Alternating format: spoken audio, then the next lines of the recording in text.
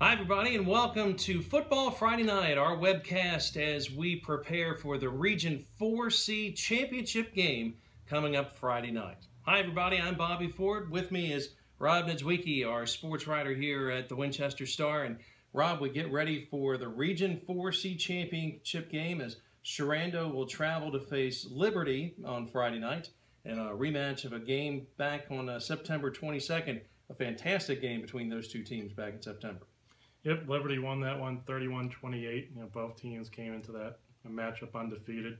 It was really a defensive slugfest for a while, until the fourth quarter when both teams started exploding.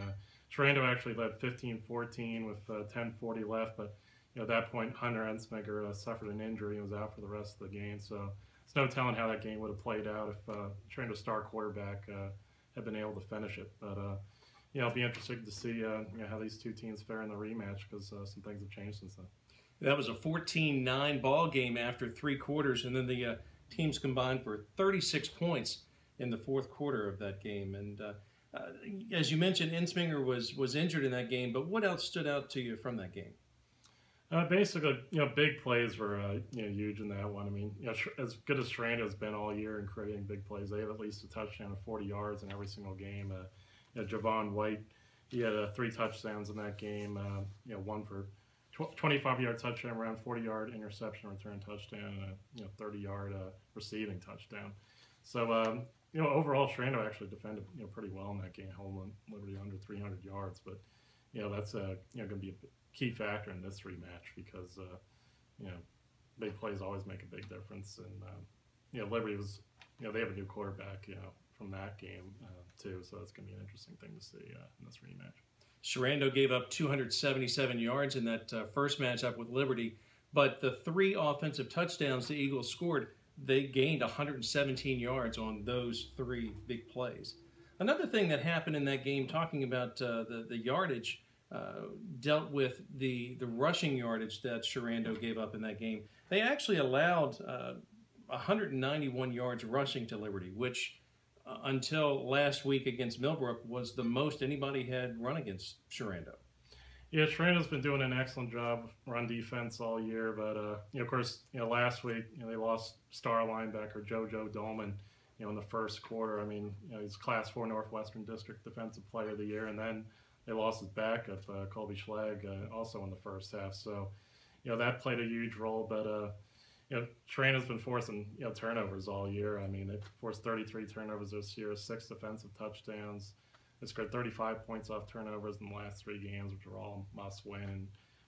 They came up, 2 huge, takeaways in the fourth quarter last week. Fumble recovery at their own 15-yard line and an interception in the end zone. But we don't know if JoJo Dolan's going to be back this week. Sherando coach Bill Hall doesn't discuss injuries, but Sherando's done a good job all year of making adjustments, on the fly. So with a week of preparation, whether he plays or not, I mean, you have to think Sherando's going to give a great effort. Now it'll be interesting to see, talking about the rushing defense. That was the only game during the regular season that Sherando gave up more than 160 yards of rushing in a game. They gave up 364 yards rushing last week in the win over Millbrook. Oh yeah, again, it just makes a big difference when you got without a guy like JoJo Dolman. So it'll be interesting to see what adjustments Sherando makes. I mean, Liberty's got a explosive quarterback and Raymond Morton, who's a good running threat, so that'll provide some pressure as well. But obviously it's a concern for Sherando, but we'll just have to see what adjustments they make. Now the Warriors, even though their defense has been really the star of their team this year, and they can move the ball and can score some points as well. Yeah, they've been doing a great job all year.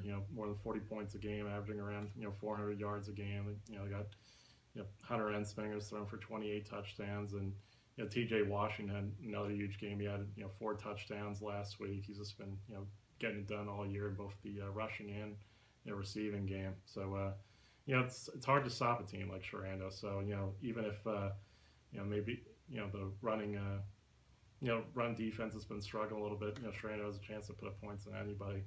Obviously, when you have somebody like JoJo Dolman now, who, as Bill Hall noted, is on 8 of the 10 personnel groupings for them, that kind of limited what they wanted to do last week. But a couple weeks ago, Sherando went up against a big defensive front in Dominion, and ran the ball extremely well against them. And Liberty has a big defensive front as well, so that bodes well that Sherando has that offensive line that can just come right at you and open up the holes for T.J. Washington. So even though losing a Dolman hurts on offense as well, Sherando's got incredible balance.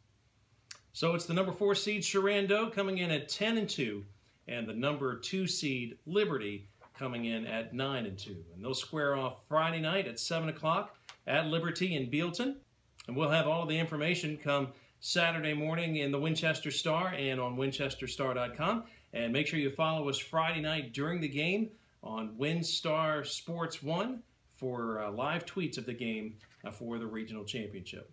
For Rob Niedzwiecki, I'm Bobby Ford. We'll see you soon.